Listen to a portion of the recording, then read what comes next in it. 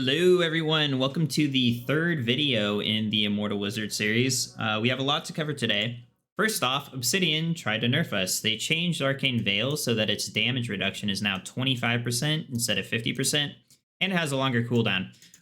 This ends up being totally okay though, because there is a new way that I have not covered before to reduce damage. So it's like the nerf didn't even happen to us. I'll show you when I cover the build. Don't worry about it.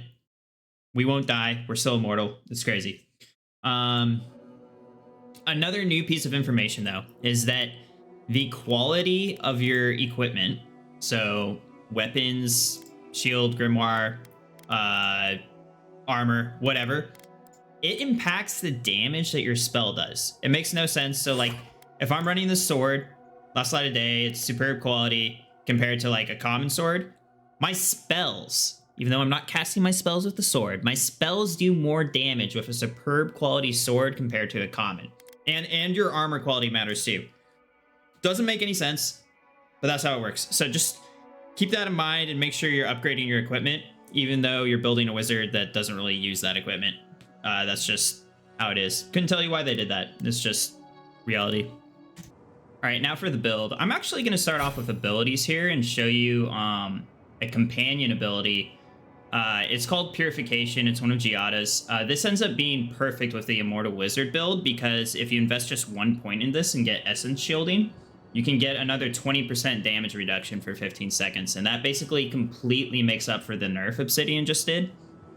So that's a new thing I throw into my gameplay. And in order to fully leverage this, one thing you're going to want to do is you're going to want to go into Settings, go over to Game, and then you're going to want to turn off auto-activate companion abilities. And what this will do is it will make it so that your companions no longer just use their abilities on your own, because you want that ability available for whenever you want to use it. It sucks when Giada goes and uses it on her own and it's not available because of that.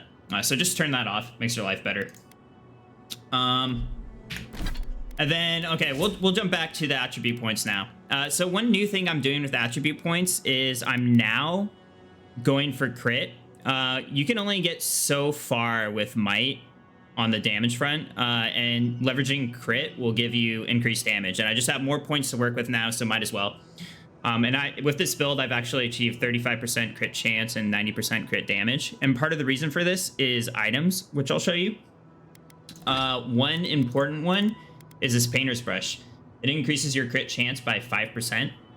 I'll show at the end of the video where to get this. It's a reward for one of the treasure maps, and some people like to figure those out on their own, and I don't want to spoil that for them, so I'll give you a chance to exit the video early at the end of it. But I'll show at the end of the video where to get that. And actually, that's the only item that's relevant to crit chance. We have one that does... a 25% increase in crit damage, though, Trickster's Glove. Oh, and I guess 1% crit chance, so it does help crit chance, but, you know, 1%, whatever. And then the other main way to increase crit chance would be this Ranger perk that you can access at level 15, and it's called Critical Strike. And it increases your crit chance by 10%. And then for my next level up, actually, I'm probably going to take rank 2, and it'll boost it by 15% instead of 10%. Just generally speaking, in games that have percentage-based crit chance and crit damage, you want to get somewhere around a 1-to-2 ratio. So 1 on crit chance, 2 on crit damage.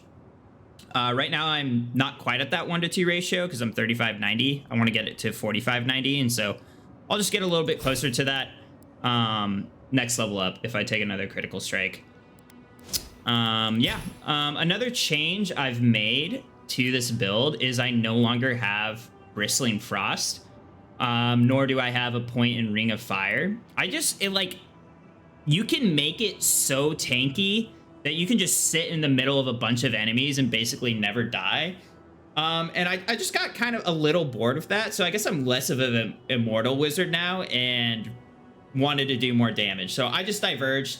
If you want to stay Immortal, you can keep using these by all means, especially add Giada's Purification on top of that, and go with some beefier armor than what I'm using. I only have 8% damage reduction with the light armor. If you go like heavy armor or medium armor, you can get a lot more, 25%, and then get to the point where you're not taking any damage.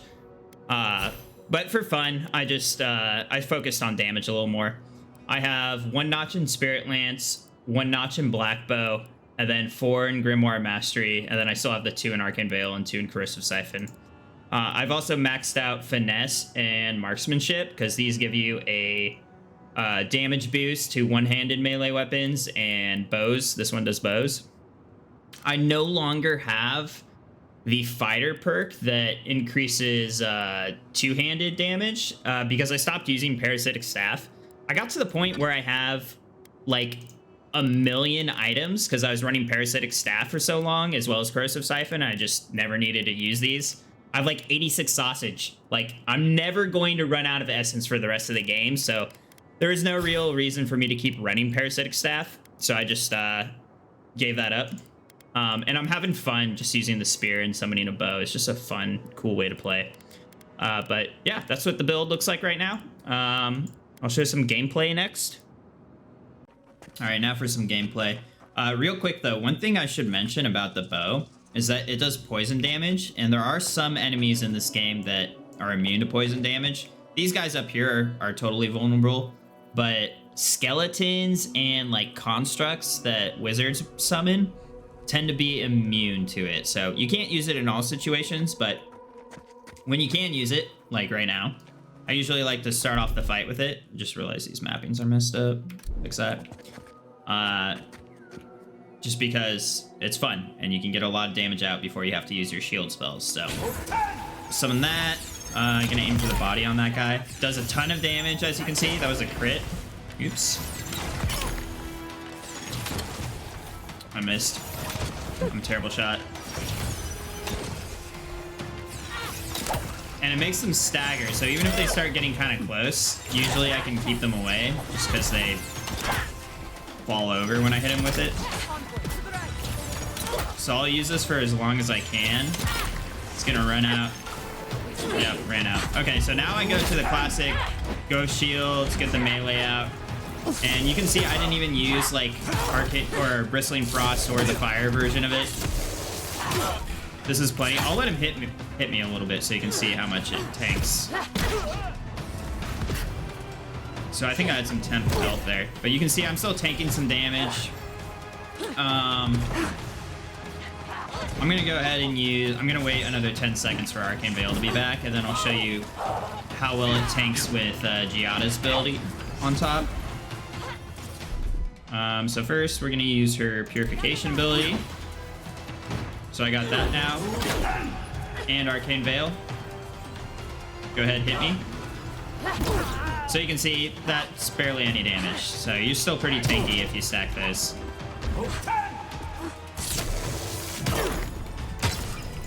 I love this spear. It's so funny. They just can't do anything. Wow, this enemy is kind of tanky. Oh, somebody's healing her. That's why. Get over here. And my shields are gone. I'm gonna get some health back.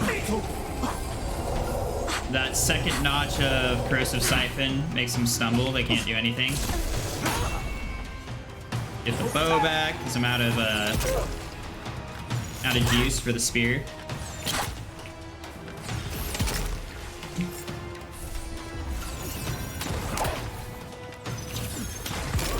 And you can see it's a pretty fun way to play. Pretty chill.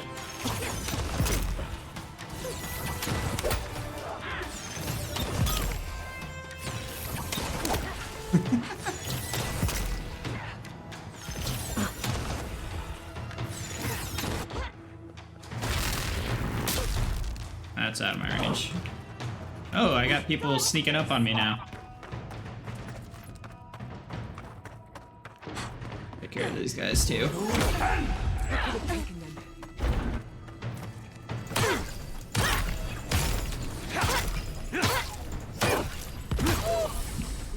I guess it was just one guy. Alright.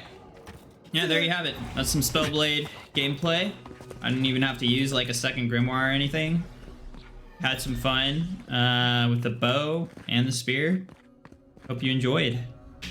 All right, now I'm gonna show the location of the painter's brush. So you have like 5 seconds to exit the video if you don't want to see that.